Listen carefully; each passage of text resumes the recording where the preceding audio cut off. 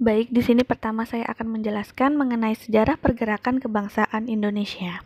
Penetapan Hari Kebangkitan Nasional dilatar belakangi terbentuknya organisasi Budi Utomo di Jakarta pada tanggal 20 Mei 1908. Para mahasiswa Sekolah Dokter Jawa di Batavia menggagas sebuah rapat kecil yang diinisiasi oleh Sutomo. Selanjutnya, pada tanggal 28 Oktober 1928, sebagaimana kita ketahui ditetapkan sebagai Hari Sumpah Pemuda. Dan terakhir, pada tanggal 17 Agustus 1945, tepatnya pukul 10.00 waktu Indonesia Barat, teks proklamasi dibacakan, sangsaka merah putih dikibarkan, dan lagu kebangsaan Indonesia Raya dikumandangkan sebagai pertanda Indonesia telah menjadi negara merdeka dan berdaulat. Kemudian, setelah kita mengenal sejarah dari bangsa Indonesia, kita juga harus mengetahui apa itu wawasan kebangsaan. Wawasan kebangsaan adalah cara pandang bangsa Indonesia dalam rangka mengelola kehidupan berbangsa dan bernegara yang dilandasi oleh jati diri dan kesadaran terhadap sistem nasional yang bersumber dari Pancasila, UUD 1945, NKRI, dan Bhinneka Tunggal Ika. Dari pengertian wawasan kebangsaan di atas, terdapat 4 konsensus dasar berbangsa dan bernegara. Yang pertama adalah Pancasila.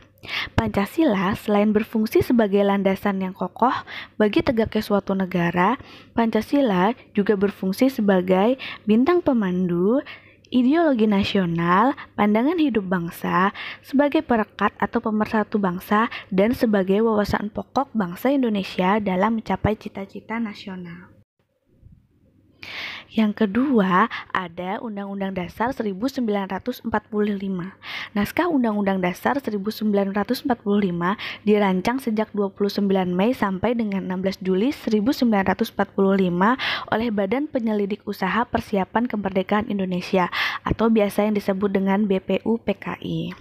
Selanjutnya, setelah Undang-Undang Dasar 1945, dimensi yang ketiga adalah Bhinneka Tunggal Ika, yang mana perumusan Bhinneka Tunggal Ika pada dasarnya adalah pernyataan daya kreatif dalam upaya mengatasi keanekaragaman kepercayaan dan keagamaan sehubungan dengan usaha negara kerajaan Majapahit kala itu.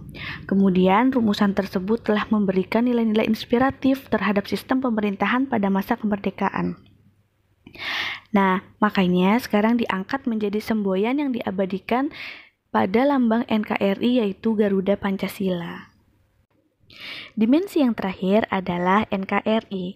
Keberadaan Negara Kesatuan Republik Indonesia tidak dapat dipisahkan dari peristiwa proklamasi kemerdekaan 17 Agustus 1945. Karena melalui peristiwa proklamasi tersebut, bangsa Indonesia berhasil mendirikan negara sekaligus menyatakan kepada dunia luar bahwa sejak saat itu telah ada negara baru, yaitu Negara Kesatuan Republik Indonesia.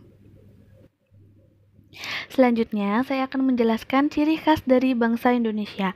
Yang pertama, bendera. Telah kita ketahui semua, bendera Indonesia biasa kita sebut dengan sangsaka merah putih yang dijahit oleh Fatmawati dan dikibarkan pertama kali pada tanggal 17 Agustus 1945 bersamaan dengan dibacakannya proklamasi kemerdekaan RI.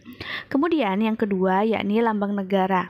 Lambang negara Indonesia adalah burung Garuda, yang mana di badan burung Garuda ini terdapat perisai dengan 5 simbol yang menggambarkan Pancasila. Setelah lambang negara, kemudian saya akan menjelaskan lagu kebangsaan Indonesia.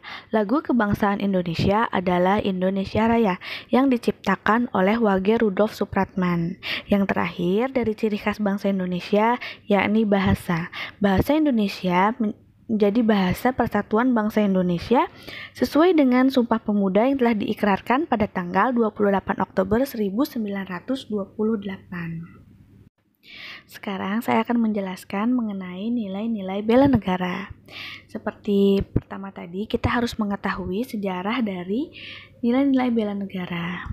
Pada tanggal 18 Desember 2006, Presiden Republik Indonesia Dr. Haji Susilo Bambang Yudhoyono menetapkan tanggal 19 Desember sebagai Hari Bela Negara.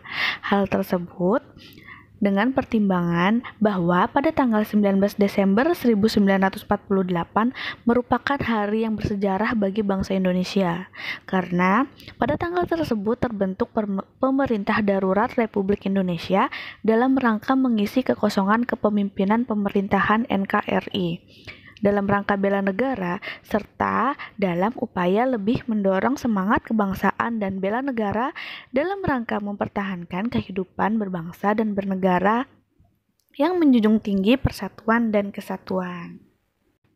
Setelah kita mengetahui sejarah dari nilai-nilai bela negara, kita juga harus mengetahui pengertian dari bela negara itu apa.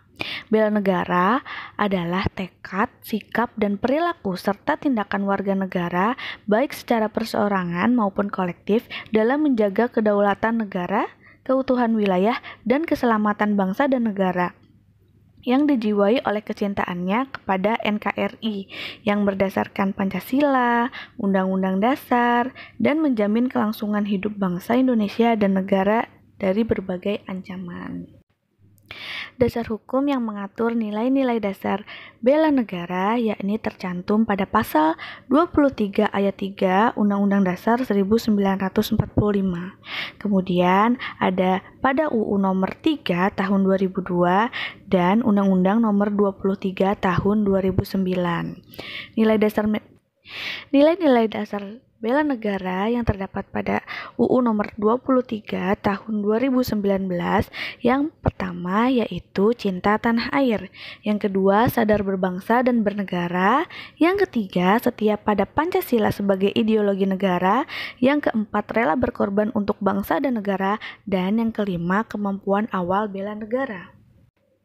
Ancaman yang dimaksud di sini adalah ancaman pada era reformasi, diartikan sebagai sebuah kondisi, tindakan, potensi baik alamiah ataupun hasil suatu rekayasa berbentuk fisik ataupun non-fisik berasal dari dalam atau luar negeri secara langsung dan tidak langsung, diperkirakan atau diduga yang sudah nyata dapat membahayakan tatanan serta kelangsungan hidup bangsa dan negara dalam rangka pencapaian tujuan nasionalnya.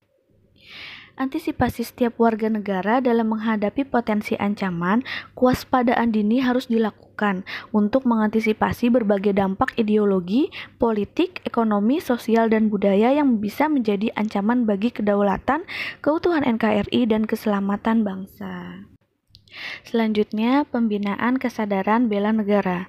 Pembinaan kesadaran bela negara adalah segala usaha, tindakan, dan kegiatan yang dilaksanakan dalam rangka memberikan pengetahuan, pendidikan, dan pelatihan kepada warga negara guna menumbuh kembangkan sikap dan perilaku serta menanamkan nilai dasar bela negara.